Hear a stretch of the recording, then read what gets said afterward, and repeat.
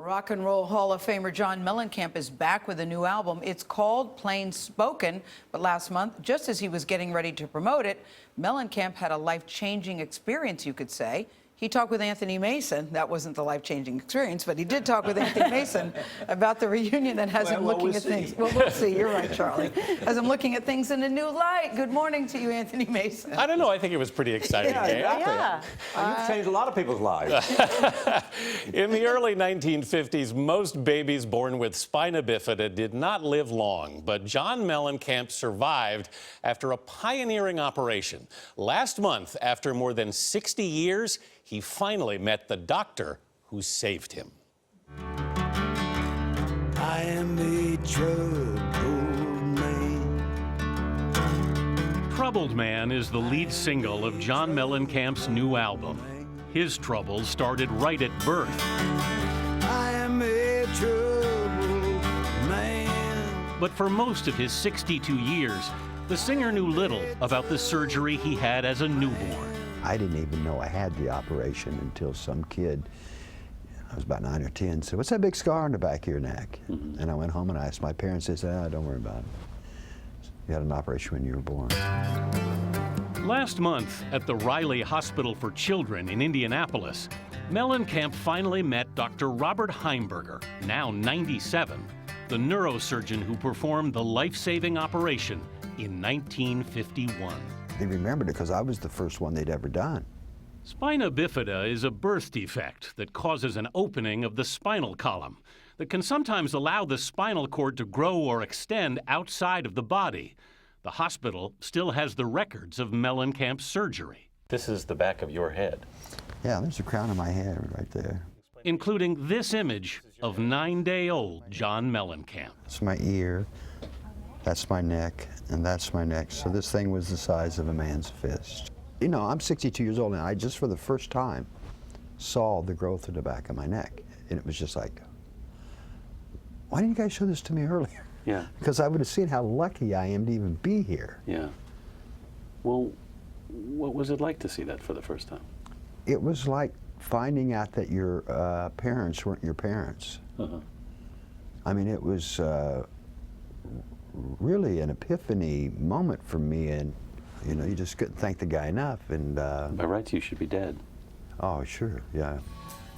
In 1951, John Mellencamp was one of 3 babies at Riley with spina bifida. They did 3 operations. One died on the table. Another girl lived, I think, till she was 14, and then she died. And then me, so they basically cut my head off from here to here, laid it open, cut that thing off, and then put all the nerves into my spine. Dr. Heimberger's highly risky procedure took 18 hours. He charged my parents $1. $1? Yeah, they paid $1. Because? Well, because I was a guinea pig. Does that change the way you see yourself in any way? Yeah, it does. The singer remembered walking down a New York street in the 1980s, the height of his success, when he was stopped by an older woman. And she said, "You know how many angels you have around you?" And I went, "What?" She goes, "You are covered with protection." Now looking back on her saying that, seeing what I've seen, maybe I believe it.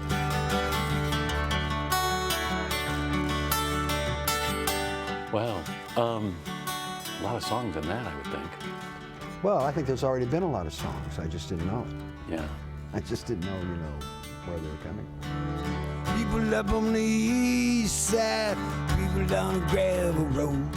Mellencamp and the doctor who saved him 62 years ago sat together for about an hour last month. And basically, we talked about faith. Right. And having, because I have very little faith in anything. He just kept grabbing my hand and saying, "John, you need to find faith." It's so lucky you got to see him. Trying to take his advice to heart. You are? Yeah, try to find faith in something.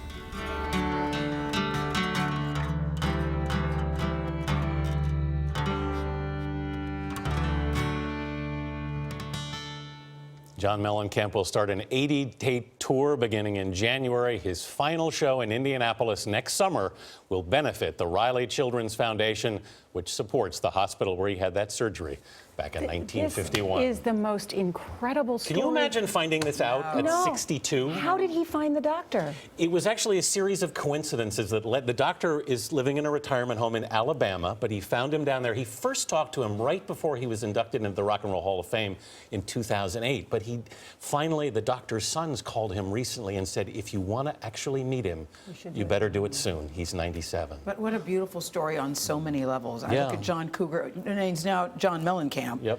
How did that change, John Cougar Mellencamp? Well, actually, he was given that name by someone who signed him when he first started. He never liked it, never wanted it, and finally was able to outrun it, if now you I will. look at John Mellencamp differently. I think he does, too. I want to go get some of his music. Thank you, Anthony.